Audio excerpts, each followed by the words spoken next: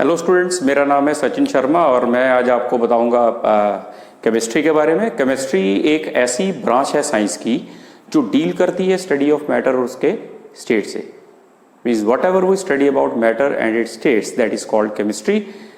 Like atoms, molecules, compounds, mixtures, chemicals etcetera, these all will be under chemistry. Now in chemistry there are three branches: organic, inorganic and physical. In organic chemistry we study about compounds of carbon and hydrogen, while in inorganic chemistry we study about compounds of elements other than carbon and hydrogen.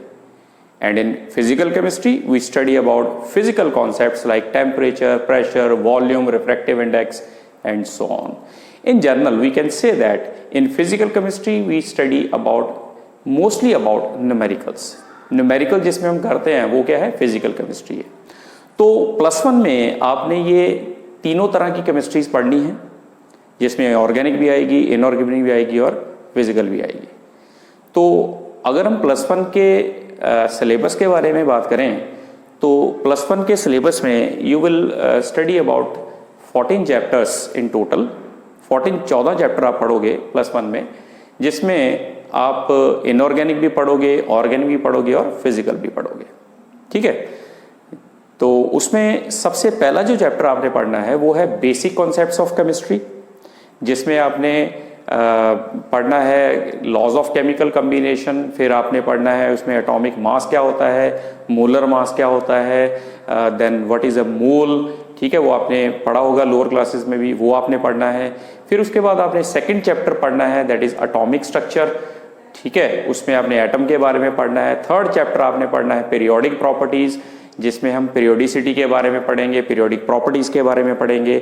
Then you will study about chemical bonding, कौन कौन से bond होते हैं, covalent bond, coordinate bond, ionic bond, hydrogen bond, ये सब कुछ आपने bonding वाले चैप्टर में पढ़ना है। उसके बाद आपने पढ़ना है स्टेट्स ऑफ मैटर। ठीक है, लॉज पढ़ोगे, जैसे आपने बॉयल्स लॉ, चार्ल्स लॉ पढ़ा होगा, वो इस चैप्टर में पढ़ना है, that is states of matter. Then after states of matter you will study thermodynamics, that is chemical thermodynamics, जिसमें आप एनर्जी के बारे में पढ़ोगे, वर्क के बारे में पढ़ोगे, that is in thermodynamics. After thermodynamics we will study equilibrium, which will be in two parts: chemical equilibrium and ionic equilibrium. Okay, that will be in two parts. After that the next chapter will be redox reactions. After redox reaction the physical chemistry will be over, and then we will start inorganic chemistry, that will be starting from chapter hydrogen. ठीक है, hydrogen से start होगी inorganic chemistry. Hydrogen के chapter के बाद आपने पढ़ना है एस ब्लॉक, एस ब्लॉक के बाद पी ब्लॉक, पी ब्लॉक के बाद आपकी जो इनऑर्गेनिक केमिस्ट्री है वो खत्म हो जाएगी। इनऑर्गेनिक केमिस्ट्री के बाद आपकी जो केमिस्ट्री स्टार्ट होनी है last one, that will be organic chemistry, जिसमें आपने basic concepts of organic chemistry पढ़ने हैं।